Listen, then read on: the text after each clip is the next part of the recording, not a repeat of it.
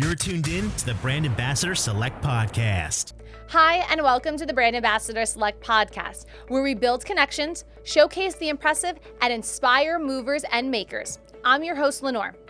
So if I said, picture a nice guy who's with a strong woman, I bet that you can have an exact couple in your mind right now that you're picturing. Because honestly, I can think of like 2 or 3 off the top of my head, because the truth is that it's a very common dynamic in relationships.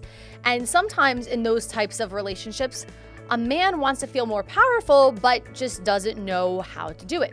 So a strong woman does not settle for a mediocre man. And if so, the man needs to have purpose in life, has to follow through on their word, and provide some sort of leadership. And when that does not happen, a woman may start to drift.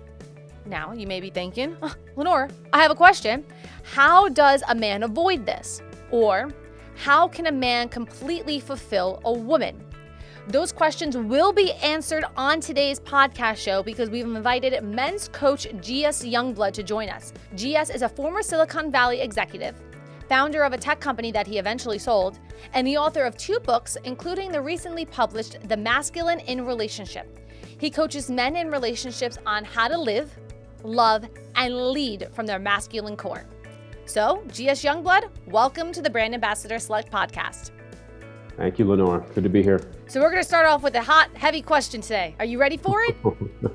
Yes, I am. So why do men sometimes label women, aka me, crazy? Go. It's a very simple answer, because we don't understand you, and we think that you're like us, and you're not like us. You're not. Why don't you get in my head? Yeah. And we want to understand you. We want more than anything to understand you, but we don't. So we have to put a label on something we don't understand just to make sense of it ourselves. Mm-hmm. And that's what I'm trying to teach men to do, is to see past that, the C label, crazy, to see past that into what's actually happening. And what's really happening is you're hurting and you want to feel closer to us generally. I just want you to love me. Why is that so much to ask? Exactly. Why is this so hard? I don't know. So what types of questions do the men come to you with? Oh, wow. I don't know if it's questions, but it's situations. That's probably the easiest way for me to answer it. My wife is constantly critical, or my wife/female partner, whatever the relationship is. She's critical, she's irritable, she is sexually closed to me. Or in the worst case, and I've actually had a few of these in recent months, is she's completely shut down with me and she tells me she wants to leave me. Whether the emotional connection is not there, or what I'm hearing a lot more is the sexual life is not there. And these women are they're dead inside to these men. And it's actually painful to hear, but this is what I try to help them through. And I'm able to, because I've been there myself, and I know what it's like to be in that situation. And I also know what it's like to be on the other side of it as well. So how important is that whole masculine, feminine dynamic in a relationship? For those that choose to be a man that chooses to be in the masculine pole with a woman that chooses to be in the feminine pole, it's extremely important. If you're both sort of in your get it done kind of mode, which is often the case, women are as competent or more competent as men in so many facets of life these days. So if we're both in that, hey, we're just going to get it done and we're kind of the same, that's when the spark starts to erode and fade away. And we just become friends. And then when times get tough, we start to rub against each other and we become less than friends.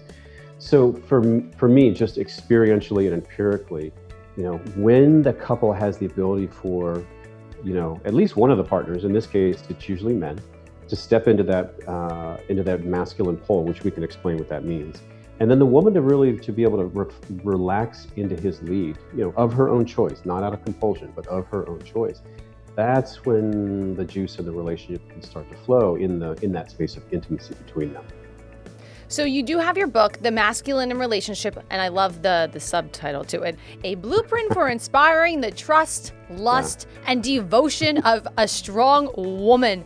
Mm-hmm. What is that all about? Because that subtitle it's got me. Mm-hmm. Well, I can say that it comes out of personal experience. I was married to a very strong woman for 10 years. And at that time in my life, so that ended about 10 years ago, I didn't know what to do about that. I was so attracted to her. She was competent and smart and worldly.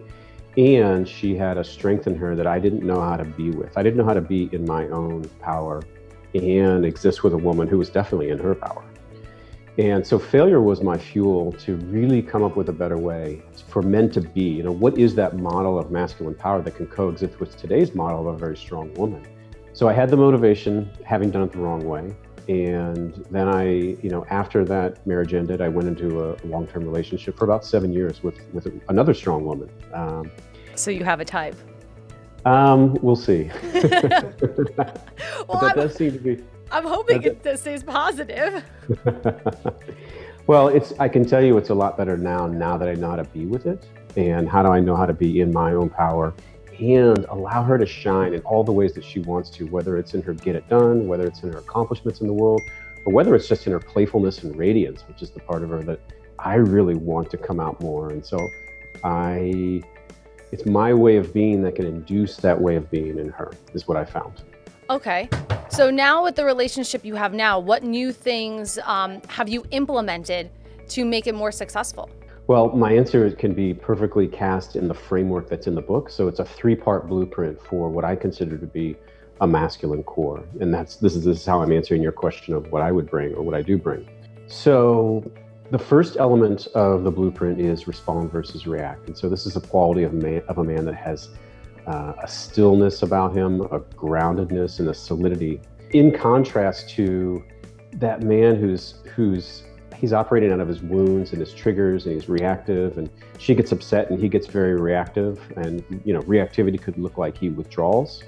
It's just, I can't deal with this. That's reactive. He gets defensive or explains himself rather than just momentarily making space for what she has to bring and express.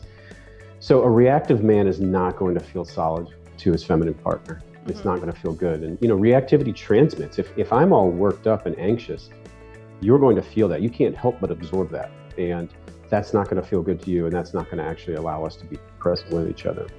So that's the first element. So for me, relative to the man I was 10 or more years ago, I have done the work over the years to cultivate more of a stillness, more of a groundedness, and the ability to be with feminine intensity.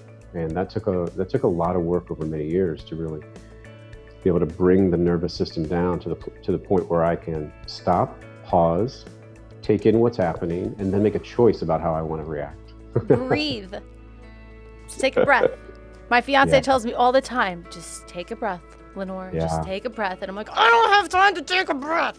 But I'm learning too. So I know that this is kind of like, tell me number 3, and then I have something else. Sorry, you got me. Well, that was one. So the second one is provide structure. So this is the quality of a man that he's clear on what he wants, what he prefers, what his boundaries are, what he will and will not live with.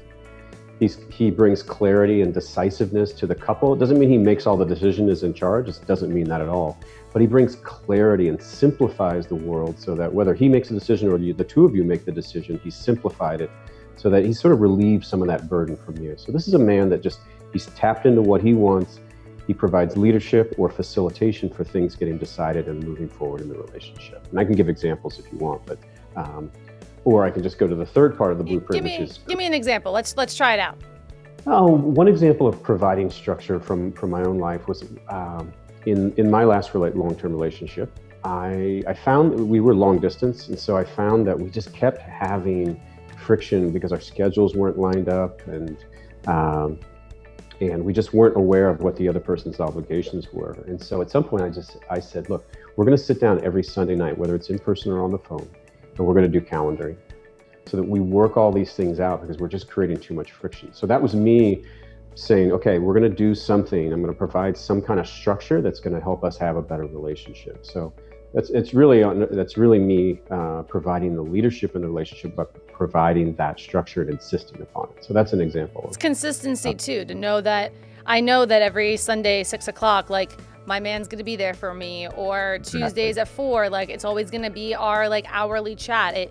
I think that putting that into a calendar and into a schedule for me, at least on my personality wise, is that it makes me feel more comfortable and a little bit more at ease. Yes, that is exactly the point, is to really, for this, and again, my audience is men, so I always speak to men, for you, the man, to do things that relaxes your woman, because when she's more relaxed, then she's going to be more playful, she's going to be more open, she's going to be more emotionally available to you. And that's really what we're trying to teach these men. So the third part of the blueprint is create safety. So this refers to physical, financial, and emotional safety. And I don't talk actually about physical and financial a lot in the book. I have a lot to say that I've deferred to the sequel, but I do talk a lot about emotional safety.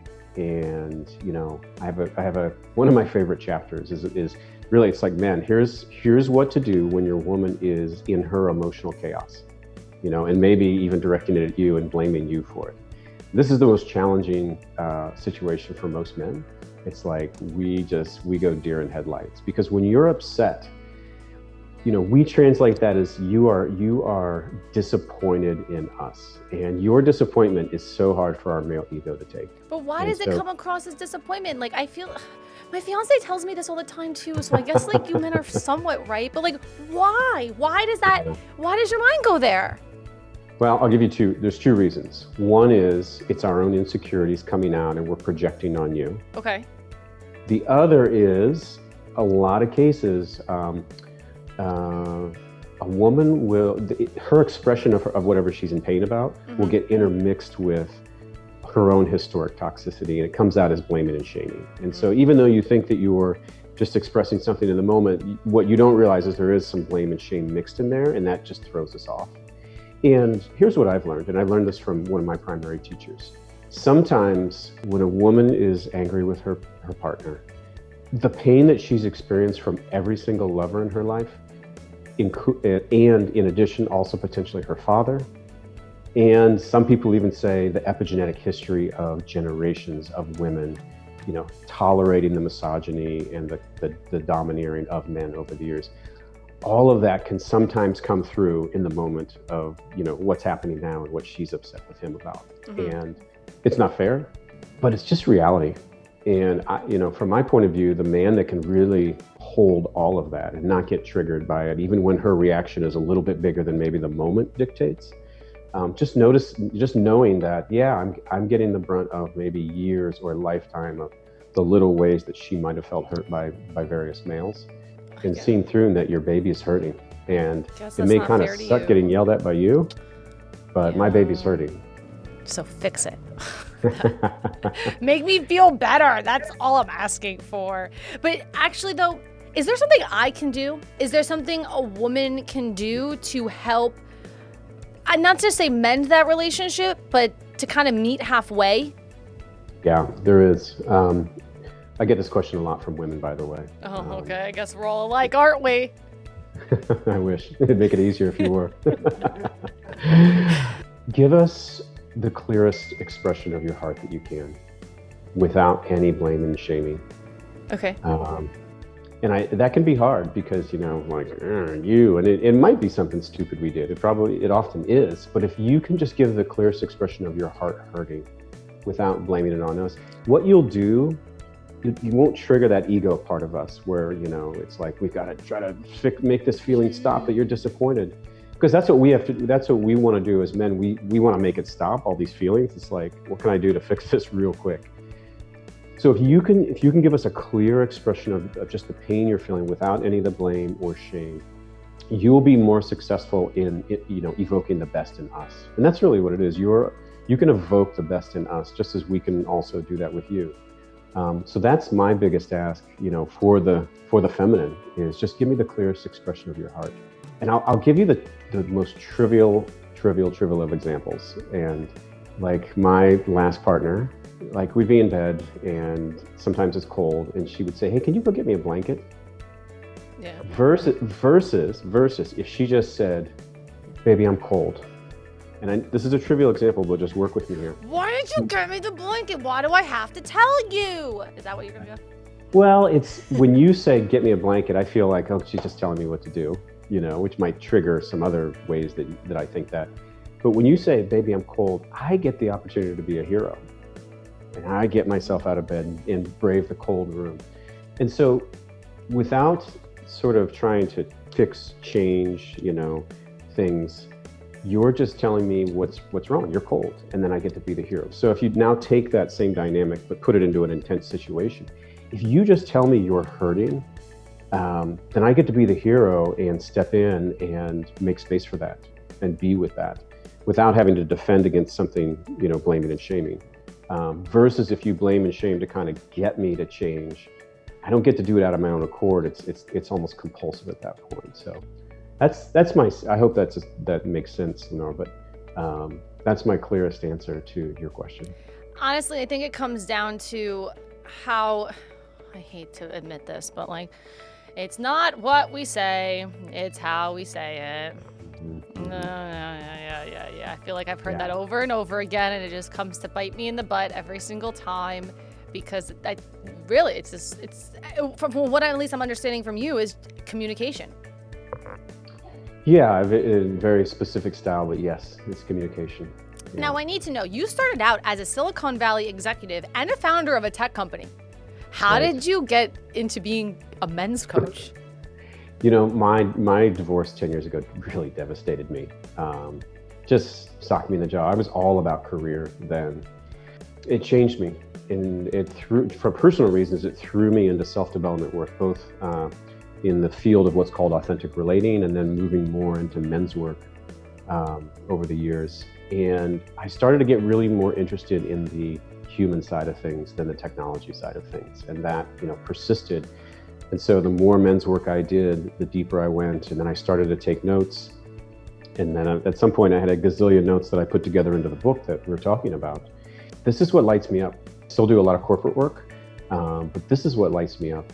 If I can help one man save his marriage, and even better if that man has kids and the kids don't have to go through that conversation of, hey, mommy and daddy are getting divorced, I'll feel satisfied. I'll feel very satisfied with the work I'm doing. And that's what I'm out to do. I'm out to help men save their relationships, save their families. And that feels good. Now, without disclosing anybody's personal information, can you share with us some success stories that you've had from coaching men? I have a client who's his wife is younger than him. And she's a powerhouse. She's a beautiful woman who's also she's smart and capable and fiery. And he didn't know how to be with her. He was very passive in the bedroom. He was very passive in their just normal life together. And he really wasn't in touch with the things that he wanted. And so what the core work that we did together was really desire work, which is, I think, chapter 10 in the book, about a man tapping into his own desires. What does he want? What does he need? What are his boundaries? And so after we did a little bit of that work, he came out and he let her know there was this thing she was doing that he really couldn't live with anymore. And he was like, I can't do that. I can't accept this in our marriage anymore, and I will not. His ability to do that was based on two things. One is he knew what he wanted, and he knew what he could live with, and he finally acknowledged it to himself. And two, I taught him he's got to be unafraid to lose her. Because if you are so afraid of losing your partner that you'll compromise, you'll never get there. And she's going to feel your lack of boundaries and clarity. So I was really teaching him, you've got to be unafraid to lose her. We did a lot of embodiment and meditation work around that to get his nervous system to a place where okay, I can state my boundaries. And if you want to walk because of that, I can't stop you. Be comfortable in your own skin. It's being comfortable in your own skin, but you also have to risk being comfortable in your own skin. The consequences, the other person might not like that and might freak out. It's scary. So the man's got to be able to stand on the edge of that cliff and say, no, this is my line. And lo and behold, guess what?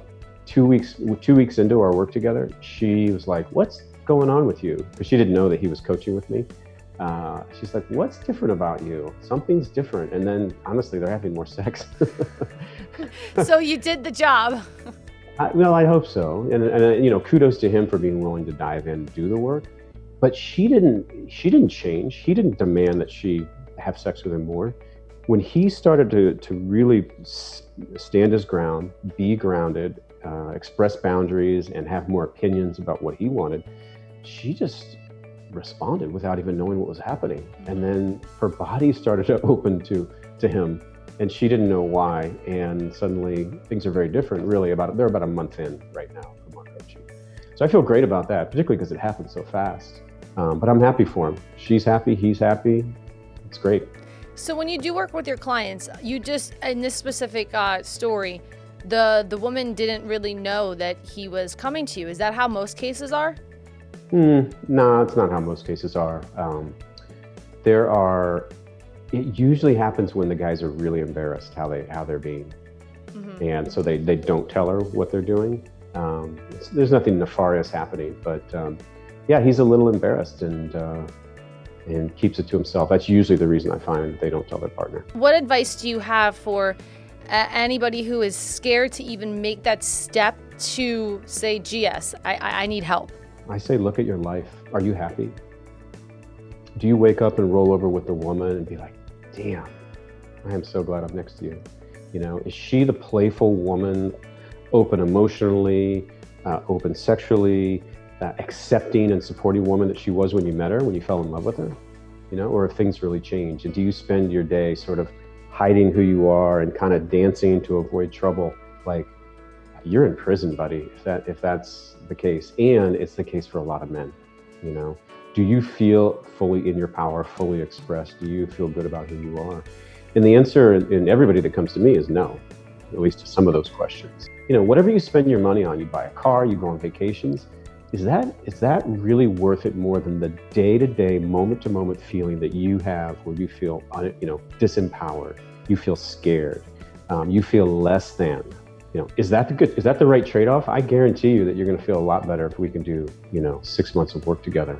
Your whole life will change. Your whole life will change. Is that the average time that you'd say you spend with a client? About 6 months? Yeah. And then usually they trail off where maybe I might see them about a month, once a month or so after that, because they can come to me for specific things that flare up and we can work with those. But 6 months with me, but look, it's years of journey, because it's not about reading a book and getting mental knowledge.